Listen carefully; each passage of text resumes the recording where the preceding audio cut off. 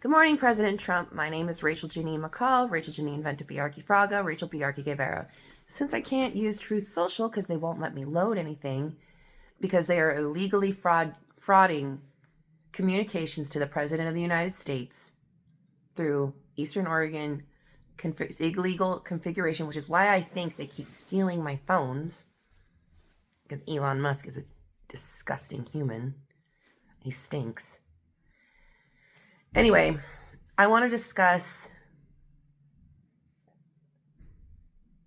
something that concerns me. I have a feeling that Elon is throwing things into Jupiter, just based on what I'm reading around me. He shouldn't do that anymore. He could create a catalyst that could take that protostar, that possible protostar, into something the size of Betelgeuse. And Betelgeuse is a very big star that will burn out our whole entire solar system. Anyway, we don't want that sped up. And the reason why I'm talking about this is because I'm not going to share my theory on how to fix the moon while Elon is in our nation of the United States of America. That's the Biarchi kill switch right there. I ain't going to give you any excuses. I ain't going to tell you, well, No, I'll tell you exactly what my grandfather, Woodrow Wilson Rafe Biarchi, told me and all of his siblings, Nels Biarchi, George Biarchi, Ganell, and Jude.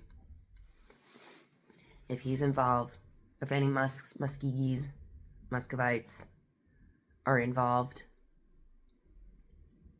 I can't share, because it would just lead to further oppression of people. Anyway,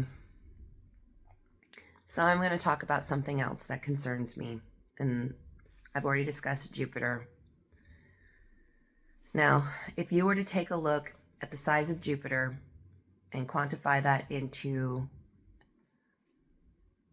the star nuclear fusion that reduces everything back to its basic element, because once you take every periodical table of elements element apart, it's reduced to hydrogen. That is its basic original state, and that's what a star does. It burns everything out and ejects everything and turns everything back into hydrogen.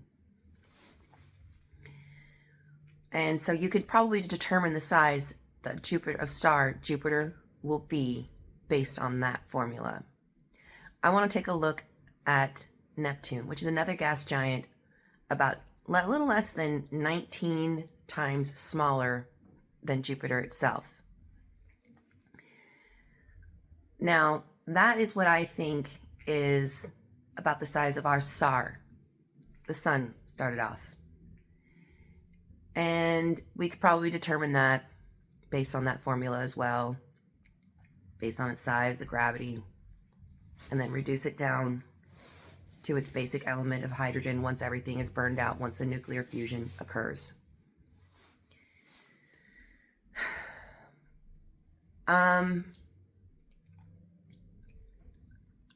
I hope you understand that when a star is born, it gets so hot that all the other elements burn out, get ejected, and is reduced, or if they stay, they get reduced to hydrogen gas, because that is what a star is made of, a young star anyway.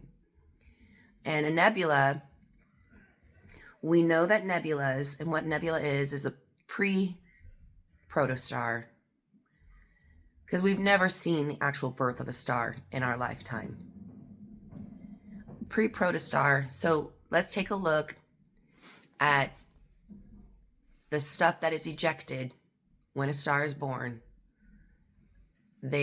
Parts of it will go into other places and they start forming their own gravity, because you have the stuff that was ejected, such as the lead, such as the oxygen, and the other lesser gas elements, and all the way down to your solids, liquids and solids. So they start creating their own gravity in space, creating a nebula, which is a cloud full of dust and rock and things like that. But then Because of gravity, the most efficient shape for it to take is a globe. Think of drops of water. Drops of water do that too when they're not falling, when they're in space, because that's the most, you can get the most stuff packed inside of a circle or a sphere than any other shape. Well, anyway, imagine that eventually creating its gravity so strong that it starts to form its spherical shape.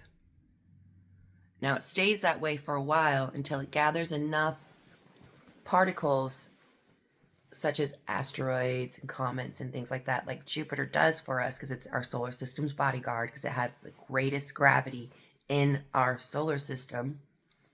It continues to gather that stuff. And we're talking nuclear decay, we're talking all that stuff that can create a nuclear fusion within its center, causing it to eject all those impurities and taking it back down to its basic form of hydrogen.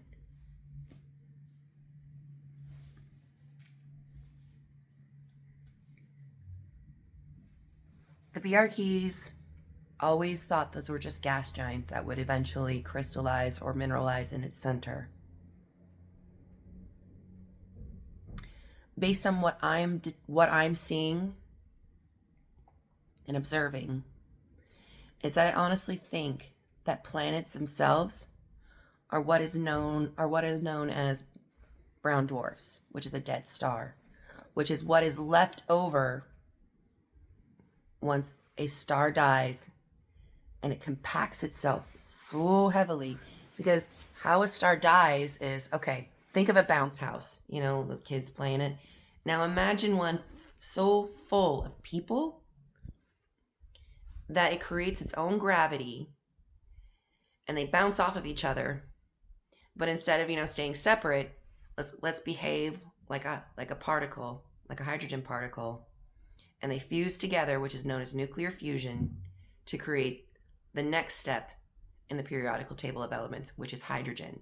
Hydrogen is twice the size of, not hydrogen, helium, Helium is twice the size of hydrogen. So you have these little stuck together particles bouncing off each other again, creating more and more fusion until all the hydrogen is used up. Once all the hydrogen is used up, it causes the star to expand twice its size, burning out everything around it. Well, once all that energy is used up and all the particles fuse back down to lead, it becomes so dense. Sometimes it breaks through the gravity of space and creates a black hole. But there are some that aren't big enough, like our star, that just become so dense, they just become a dense, rocky ball in space, full of nuclear decay and radiation. Well, eventually that half-life radiation eventually dissipates. So I would like you to think of radiation and nuclear decay as like scent that you put on yourself. All right? It eventually fades away over time to where it's no longer, well, depending on who you are, dangerous. Does that make sense? There's different types of attraction and gravity. A hot dude or a hot female could create their own gravity with just good smelling stuff.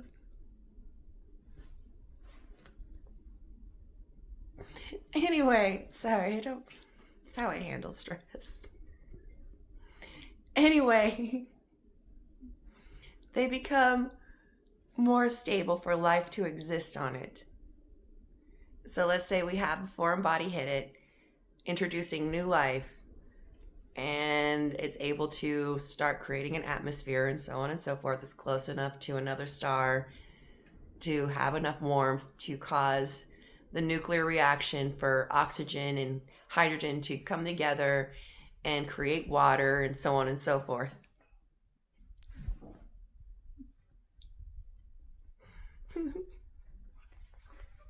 Sorry.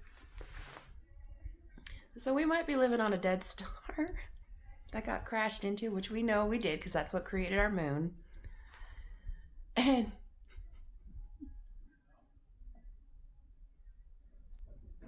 Elon's fucking everything up. I'm just saying. He just blows shit up and causes things to move faster until we all die.